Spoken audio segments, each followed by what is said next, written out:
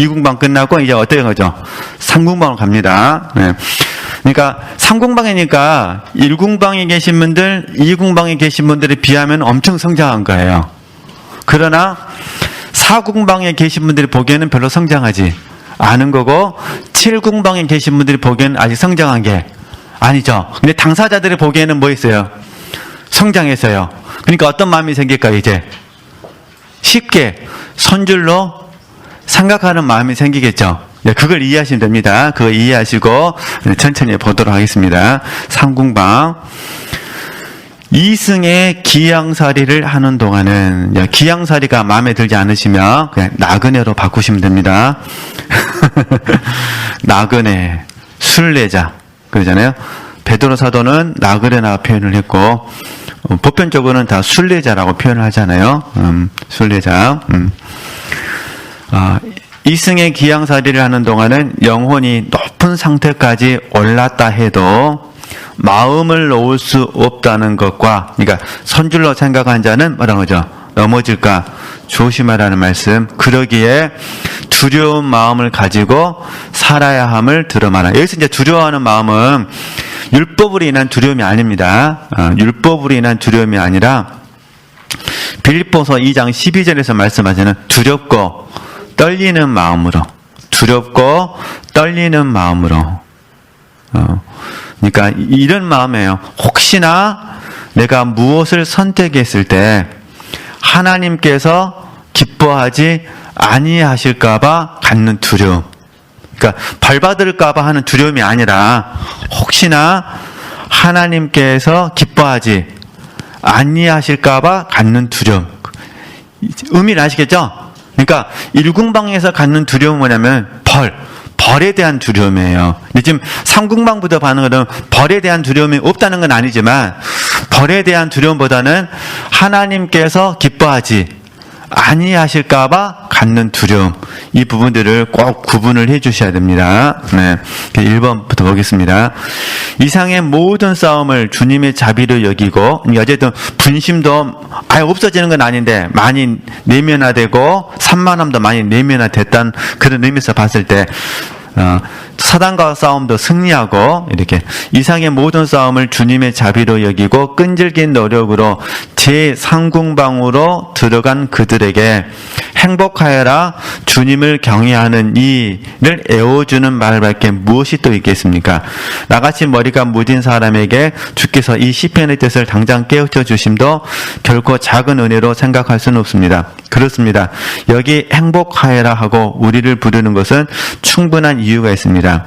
그 사람이 뒤돌아서지 않는 한 우리 생각으로는 그는 구원의 탄탄대로를 뭐라는 거죠?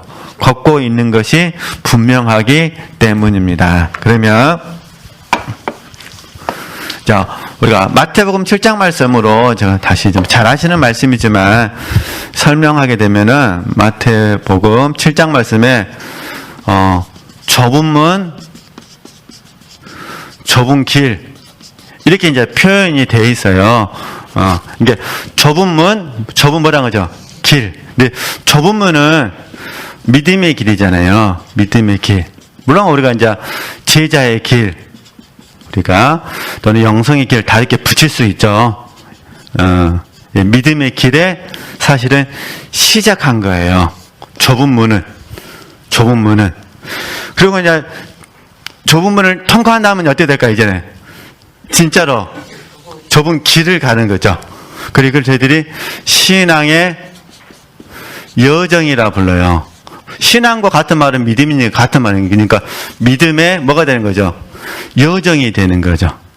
그러니까 우리는 지금, 그러니까 이 삼공방은 좁은 문을 이미 통과했고, 그 다음 지금 좁은 길을 막아죠.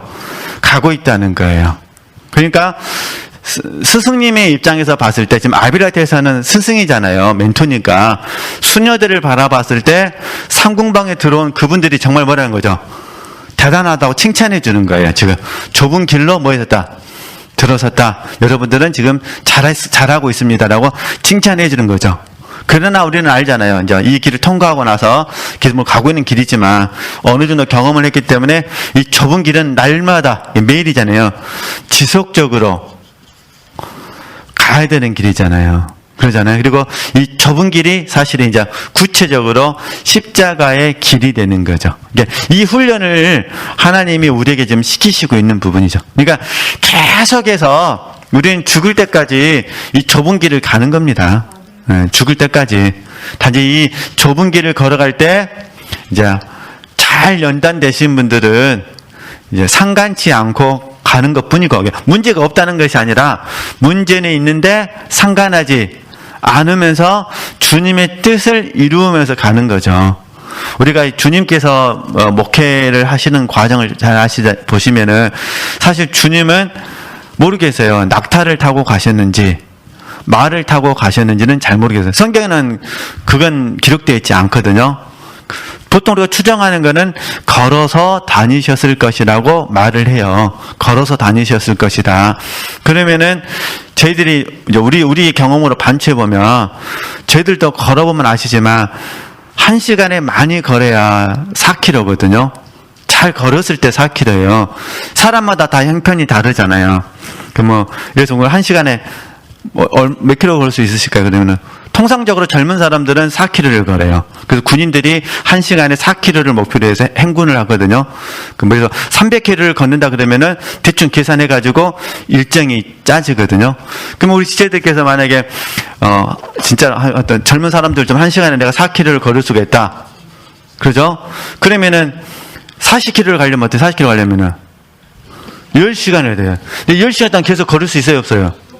없어요.